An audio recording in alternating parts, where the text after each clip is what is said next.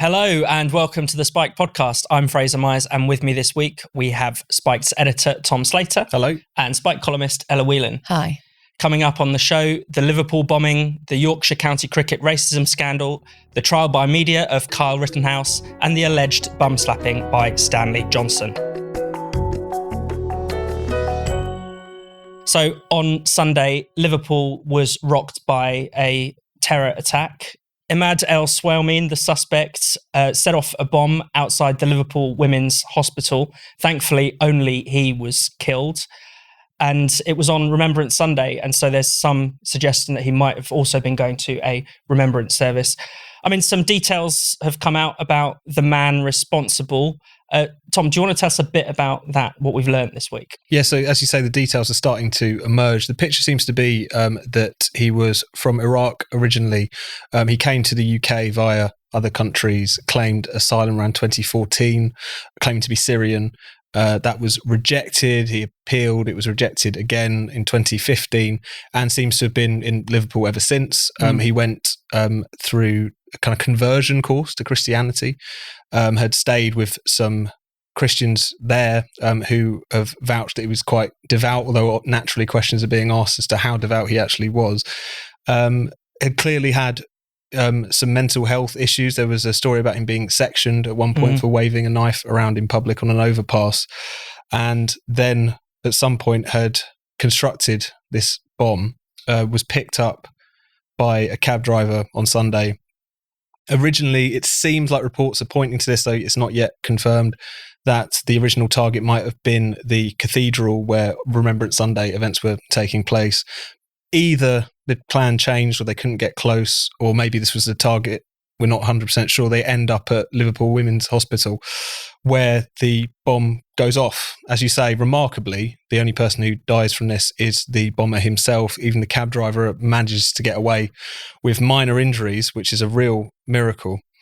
And so it's worth bearing in mind, I think, that we could have been talking about something so different this week. I mean, even with where it ended up, this is a hospital brimful of mothers and newborn babies, for instance, the kind of appalling scenes that could have unfurled. We could have been talking about another mass casualty event, and a particularly grim mass casualty event at that. So it's incredibly fortunate that's not what the case is.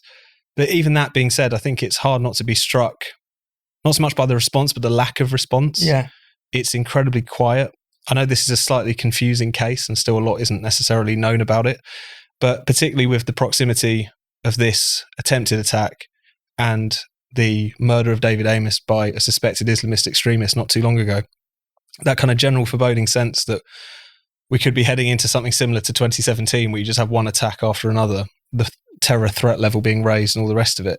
For the response to almost be, unexplicitly, but still kind of there, that that was close. Yeah. Is strange, but that's unfortunately where we're at. It's almost partly because this doesn't necessarily fit neatly into a sort of media narrative.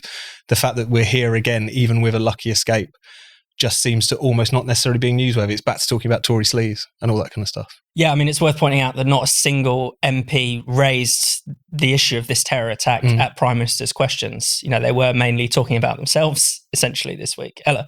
Yeah, the fact that there has been actually a discussion about everything around the attack itself, but not the attack itself, and the fact that no one has made really any clear and solid links between what happened with David Amess and this is relatively shocking because it seems so obvious. I mean, in the few days after the attack, I remember hearing an interview on the radio with someone from the Liverpool Echo in which someone from the Today programme was saying, well, what after this, we have to look at the fact that there might well be a rise in hate crime, and how do you feel about that? And thankfully, the person from the Liverpool Echo came back really strongly and said, that's just not an issue for us. And, Liverpool has a long history of accepting and welcoming immigrants from, back during the Irish famine until today. We don't do that. And actually, he was saying, well, you're not going to catch me with that trap. We're not talking about hate crime here. We're talking about an attack, not some kind of speculative thing that you think might happen after the attack. But in the same way, I think there has been an evasion of the specifics of what we're dealing with, which is, we don't know all the details yet, but it looks like it could be some kind of terror attack, something to do with radicalization. And then I was pretty disgusted with Priti Patel coming out and saying that this was just down to a defective asylum system, wanting to score a few political points about, on her particular bugbear in relation to immigration. Despite the fact that the Met police officer says that most of the problem with radicalisation and terrorism is homegrown, 80% is. And so we seem to be having all these discussions rather than looking at what the specifics are in relation to the threat of Islamist terrorism. I mean, there was this really terrifying comment from an MI5 chief that said, we can't really do much because the whole nature of Islamist terrorism is it tells people to pick up a rock and kill your enemy. And so you have all these mad people or not mad people going around who can just brandish a knife or cook up a bomb from somewhere.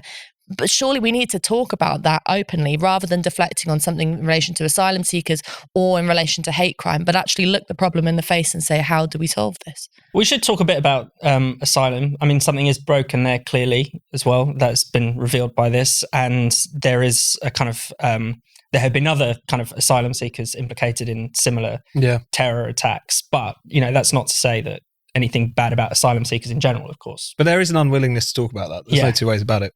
Because in recent years, there has been more instances of this. So the Parsons Green bomber was an asylum seeker. He was in foster care, I believe, at the time when he let off that bomb. Luckily, it was kind of crudely constructed. It just injured a lot of people, didn't take any lives. Khairi Sadallah, who was the Reading knife attacker, he was actually, so I think he was in prison, was then because he committed various different violent and petty crimes. When he was out of prison, he was informed that he was going to be deported, and then 2 weeks later, he commits this attack. And I think that's another thing that's potentially one of the things that contributes to the wariness about talking about these things. Not because anyone wants to go on some crusade against all asylum seekers and all the rest of it, but just because even mentioning that unsettles people. The only real narrative, if you like, around questions of asylum in this government is to suggest that, Priti Patel going to war with lefty lawyers is putting their lives at risk. That's the only real thing people want to talk about in relation to that, despite the fact there are clear failings which won't necessarily add up to a kind of systemic threat, but in individual cases is clearly something that questions need to be answered. And Brendan raised this in his piece this week as well, just how in some of these instances, we don't know a lot about this particular individual in terms of Liverpool that much, apart from the fact he was trying very hard to stay in the country. But for instance, whether it was the Parsons Green bomber who had told his school teacher that he had a duty to hate Britain, or you had the Manchester Arena bomber who was born and raised in Manchester, but his parents were Libyan refugees, who had really internalized this kind of homegrown narrative, which was really that this is a disgusting, horrendous Islamophobic place. And this was one of the things that he used to dress up what was no doubt his own particular kind of nihilism and all the rest of it. So it's, in a way, I think that it's one of those things which people are, it gives Priti Patel an easy thing to talk about, no doubt. But also I think it's one of the things that contributes to the anxiety around some of these things, which is that a small number, admittedly, of these individuals are from, in some cases, an asylum seeker background, or in some cases have outstayed even after they'd been told that they can't stay in the country anymore. And people are naturally going to want to raise questions about that. And yet it feels increasingly difficult to do so in the current climate, because people naturally assume that if you're doing that, it's because you're going after asylum seekers, or you're doing this, or you're doing that. So I think it's one of the things that probably, at the very least, contributes to the kind of quiet that we're in at the moment, I guess. You're watching the Spikes podcast. While you're here, you should subscribe to our YouTube channel and click the bell so you never miss a video. But even better, to keep up with all of Spikes' content, all of our brilliant articles and essays that we publish every weekday, you should sign up to our newsletter, Today on Spiked. Every weekday, you'll get a roundup of all of Spike's content, plus some exclusive commentary. To sign up, just go to spiked-online.com/newsletters and click Today on Spiked. That's spiked-online.com/newsletters and Today on Spiked. Now, back to the Spiked podcast. So, Azeem Rafiq, the cricketer, has been giving evidence to MPs about some of the racist abuse he'd been dealing with during his time at Yorkshire County Cricket Club. I mean, some of the allegations are incredibly serious. The kind of open racism that we just don't hear about much these days, that thankfully is, a lot of the time long past us. And it seems as if, as well, Yorkshire County Cricket Club were essentially not punishing anyone for this racism. He has made the allegation of institutional racism. Tom, you've written about this week. What have you made of it?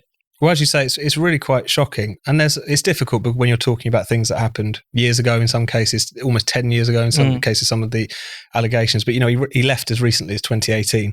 And even Yorkshire County Cricket Club's own very criticised independent investigation to this stands up a lot of his core claims, namely that kind of racist jibes were pretty common, that he and other South Asian players were called, as he was talking about to MPs this week, packies, elephant washers, all these kinds of things, and it just being tolerated. Now, as I say, it's hard to relitigate these things well after the fact. There's obviously some people who are staunchly protesting that they have said what they're alleged to have said, and all of that. It's important that we don't just take as read what people have said. But, even people implicated this, like Gary Ballance, the batsman there, has admitted to using the P words. He said that, he gave as good as he got and it was all banter, etc. But that's quite hard to swallow when you're talking about a word as toxic as all that. The thing that struck me about it really was that this is kind of a reminder of how silly a lot of our discussion about racism often is. I mean, we talk about racism all the time, and yet often it's hardly at all. What we're talking about is whether that woman who used to be in Little Mix is wearing too much fake tan, or if Dave Chappelle has white privilege somehow. It's that kind of nonsense because of the sort of nature of our current discussion. And when you're confronted with something like this, I think the reason we find it so shocking is because it is mercifully so much rarer in society today. The word packing makes the sort of flesh crawl, if you like, when you hear it repeated. It was interesting, actually, when the broadcasters were playing back some of his testimony, they made a point of bleeping it, which tells you just how much things have changed, I guess, how shocking that is. So it puts things into perspective in a little sense. There's obviously a lot of questions that need to be asked of Yorkshire County Cricket Club and various individuals still, but that was one of the things that really struck me about it. Yeah, and Tracy Brabin, the West Yorkshire mayor, she used an interesting phrase. She said, in responding to this case, she said that she thinks the whole country is systemically racist. I mean, Ella, what do you make of that kind of response? Because isn't it actually evading the problem of racism in many ways? But it was also really important in this case to be specific, because Yorkshire County Cricket Club has a specific history in relation to racism that Tim Black picked up in an article he wrote the other week, which is that from 1968 until 1992, the cricket club had a policy of only accepting players if you were born and raised in Yorkshire. There is a real history within that club in which there has been hostility towards South Asians, and it goes against I think the more nationwide trend in which the people have been talking on the radio and television about the sort of almost cliche point now that, particularly in things like cricket, is where many South Asians say that they were able to defeat racism and that they were able to integrate and prove themselves and get past the kind of barriers that were faced by lots of them. This obviously isn't the case in this. So talking about a kind of nationwide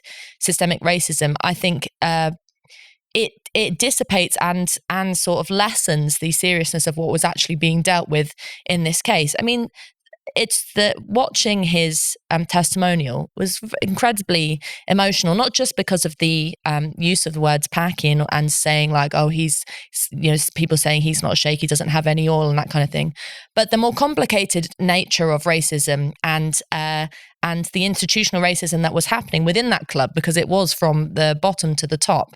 In that Moxon, who is now on sick leave after Rafiq had lost his son, the stillborn son, brought him in for a dressing down. I mean, the whole thing stinks of the fact that everything was set up against this guy.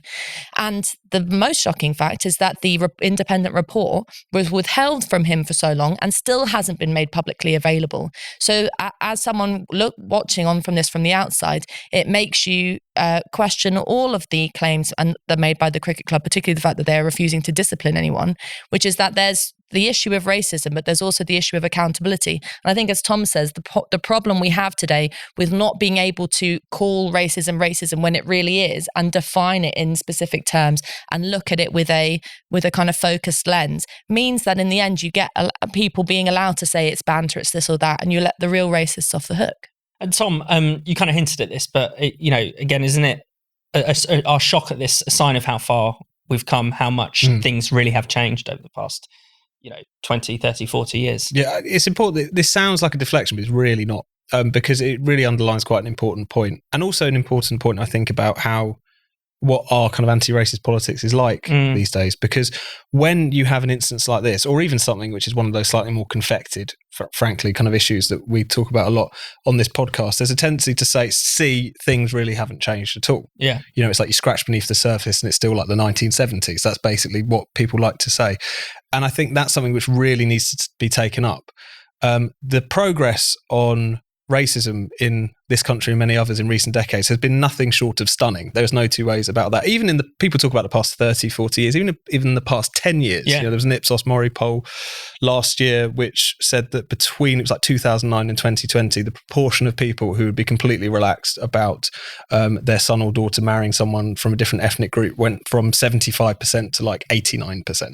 You know, there's still some way to go, of course, but you need to accept that progress has happened if you intend to make any more. Yeah. And I think also this idea, as Ella was talking about, that you just extrapolate everywhere. You do the Tracy Brabin thing. Yeah. You say that this just reflects racism across society. It lets people off the hook, because how do you root out racism and racists if everything is racist and everyone is a racist? You know, I mean, it makes it entirely impossible, and also turns the discussion. It kind of makes the discussion entirely about often kind of far more kind of trivial, borderline, more complicated things, rather than when it's actually staring you in the face. So it's been a reminder in that sense. And I think it's just important to say that even in the face of real bigotry, as we see here, it's always important to remember how far we've come. It's the reason that this stuff shocks us so much. As we're recording this, the jury are deliberating on the trial of Kyle Rittenhouse. Rittenhouse he was 17 at the time when he fatally shot 2 men and injured another during last summer's riots. He was in Kenosha. The media narrative, I think it's fair to say, has so badly misrepresented the facts in a sense. Now, we don't want to relitigate the case that's going on, but it's fair to say they have truly misrepresented this case. Do you not think, Tom? No, definitely. I mean, particularly I think you could say easily from a British perspective, because we only get the kind of narrative rather than the facts, I think a lot of the time. But it seems to be the same for America as well. As far as soon as this happened, this was basically chalked up. And I think Ayanna Pressley, the Democratic Congresswoman, member of the squad, summed it up quite neatly. This was being presented as a white supremacist domestic terrorist had crossed state lines in order to basically kill people who were out protesting for Black lives. That was basically how it was presented. As many people have written about over the past couple of days, there's a lot of people who don't even realise that the 3 people he shot were white. Yeah. It's just not necessarily talked about. The fact that, as far as anyone can tell, he has no white supremacist leanings whatsoever. What he seems to be was an incredibly naive kid who stepped into a situation with an assault rifle. You know, he showed up, he had close family members in Kenosha, which is something else that was never actually really talked about at the time. He and a couple of other people he was involved with were kind of involved in kind of cleaning up after the rioting that was going on in the wake of the police shooting of Jacob Blake, and then also guarding certain businesses with their weapons and all the rest of it. It's an incredibly reckless, stupid thing to do. You know, you're introducing more weaponry into that situation, bad things are going to happen. But again, everyone just assumed he was chasing people down. He was being chased down. And it kind of came to a head in the past week where on the stand, the third person that he shot, but who he didn't kill, admitted under questioning that at the point at which Rittenhouse opened fire, he was pointing his own gun at Rittenhouse's head. Yeah. Now, these things just completely complicate the picture which has been presented before us. And I think also completely skates over the fact that whilst no one wants to turn Kyle Rittenhouse into some sort of martyr or hero, at the same time, it's quite clear that this was a horrendous situation which was born out of the chaos of that situation that had been aided and abetted, frankly, by the media and by certain sections of even the Democratic political establishment in the wake of George Floyd and the unrest that had all sort of settled out then. And just one in a long litany of failures from the corporate media and an insistence on basically following the narrative rather than the facts. I think it's just another one of those stories which, regardless of what happens with the trial, by the time people watch this, they might finally know whether he's been found guilty or not. That's already clear. I mean, there is a sense that a lot of the time, certainly in the US media, if you're on the wrong side of the culture war, you're basically a far-right white supremacist. And, you know, they've done this even to children. I mean, the classic example is the Covington Catholic children and Nick Sandmann, who was essentially damned as a white supremacist for having a smile that people didn't like. And, you know, that was extrapolated to mean that he was an evil racist. I mean, Ella, what do you make of that kind of just the narrative at all costs kind of take in the media. Well, it's obviously misleading and kind of, in particularly within the US media, which is obsessed with claiming fake news in relation to Donald Trump and sort of pretending that it's got very high standards. It's in itself fake news, but it's also incredibly lazy, because the whole thing, as Tom has been explaining with Rittenhouse, is that the picture is actually quite complicated. Yeah. There's very, very serious questions to ask, is like why none of the adults who were with him at the time, at any point during that day, said, "Hang on a minute, you shouldn't have that assault rifle." Why a 17-year-old was able to have access to that kind of weaponry? The way in which the events seem to have played out, from what we know from what's been going on in the court, it's a kind of terrifying situation for everyone involved. That people are chasing each other, people are hitting each other with skateboards, people are firing at each other, and the broader question that America could ask itself is how, or indeed at least the media could ask, is how has this situation reached a fever pitch in which you have teenagers on both sides of the debate actually firing at each other and running at each other in the streets? How does this have any relation to Jacob Blake? How does this situation have any relationship to fighting for justice in relation to police brutality, which is, the whole discussion of what George Floyd's murder kicked off? I mean, it's just so removed from the whole nature of a discussion about white supremacy that it's absolutely bizarre to pin the label of white supremacy onto him. But I mean, Tom raises a really important point particularly about UK spins on this. Yeah. Because I remember it's so important to check yourself as well. Because I remember at the time when I heard it thinking, he crossed state lines. I mean, God, he's like some kind of vigilante. You hear it and you think, oh, he's gone on a road trip to go and fire at people. This is terrible. And then you realize that actually the distance in America is not so great, and it's not 30-minute drive from his it's home, not like us going up to Edinburgh to join a riot. It's that it's all, and so the importance of being able to take a pause when things like this happen. We've talked about this in relation to terrorist attacks. We've talked about this in relation to scandals that are broken in our own country. Just to be able, of a press, to be able to say, hang on a minute, what are the facts? How can we understand this? Instead of jumping right into things that could, and importantly, when there's a court case, pervert the course of justice. It's like, why can't we learn that lesson? Why can't we take a minute to just, rather than jumping to our own political biases, to say what has actually happened here? And the truth of what's happened here is that people have lost their lives because of the tragedy of some idiotic teenager and the adults who should have stepped in to stop him doing that. I mean, what could be more tragic than that? But also, just finally, like the adults in the room, so-called, if we want to talk more broadly, like nationally, that chaos which unfolded not just in Kenosha but across the US across last year.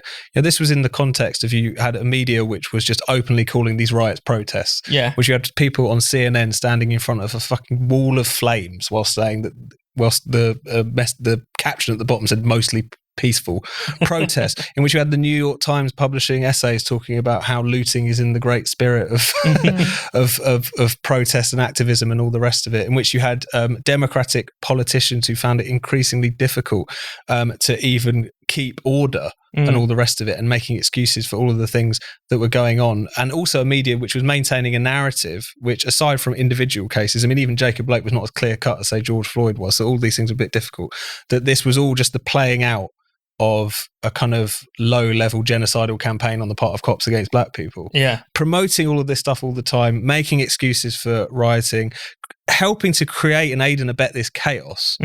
And then when a stupid 17-year-old walks into this and a few people lose their lives in the melee, it's suddenly all just about him, this nefarious, evil individual. It's just so incredibly ridiculous. And also, you could easily see a bit of history repeating itself insofar as, if this verdict doesn't go the way that, say, the identitarians think that it should, we're already starting to see unrest. Because again, the narrative has been set that he is this white supremacist domestic terrorist who people, if he is found to have just acted in self-defense by the jury, they're just going to say, aha, white supremacist America has let them off the hook again. So again, just the sheer recklessness that created all of that chaos.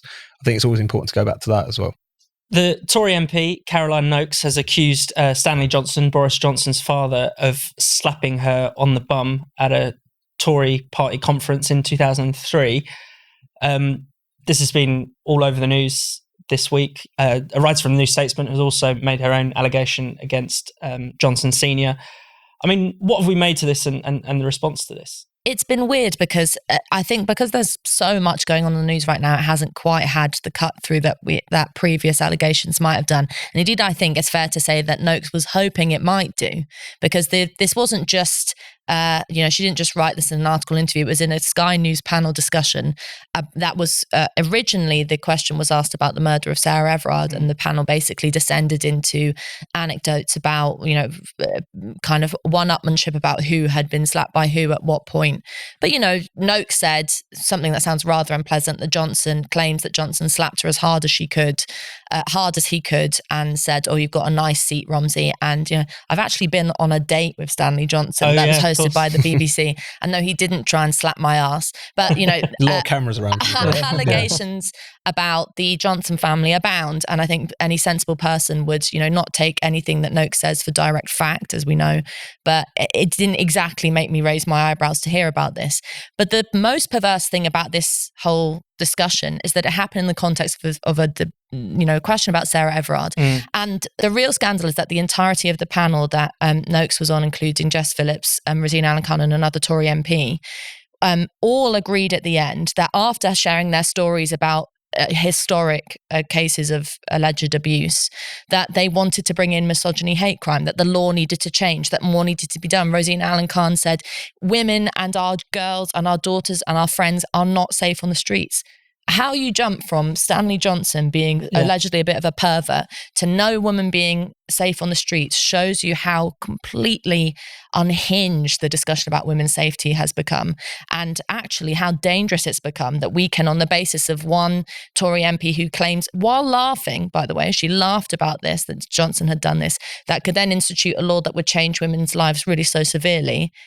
That's the thing that I'm upset about, not Stanley Johnson and his past behaviour. I mean, there has been this quite common thread. I mean, we've talked about this a lot in the wake of the Sarah Everard killing, where there's a kind of attempt to say whatever thing has happened to me is like that, or on a spectrum with, kidnap and murder.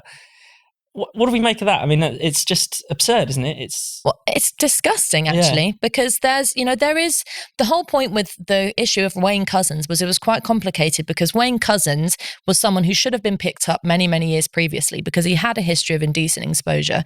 He was more than a jerk. He was a danger to women for many years previously, and he got let away. He either got let go with it with the police or nobody picked up on it. So there is a case of someone who goes from flashing to murder, but that is not the case with all men. And that's certainly not the case that, just because certain columnists, from The Guardian or even The Times or elsewhere are essentially parading their stories of when someone said something to me, or when, or even serious things like when someone stalked me, as if it's on a par with rape and murder. It completely blurs I've made this point till I'm blue in the face, but no one seems to have picked it up. Isn't blurring and I think doing down the seriousness of the cases of things that happened to, like Nicole Smallman, Bieber Henry, Sabina Nessa and Sarah Everard, which is murder. Rape and murder is different from your average Me Too claim of sexual harassment. Now, we can talk about changing women's safety, we can talk about changing men's crappy behaviour, but to just throw everything into the mix like women are constantly under threat does nothing for women's freedom. In fact, it makes us feel like we're more afraid, which is really the modus operandi of these jerks anyway. It's to keep us in a constant state of fear. Why the hell would we want to do that to ourselves? Thank you so much for watching the Spikes podcast. We'll be back next Friday. If you hit subscribe and click the bell, you'll never miss an episode. And in the meantime, why not check out all of Spike's other videos and podcasts on this channel? And for more Spiked content, find us at spiked-online.com.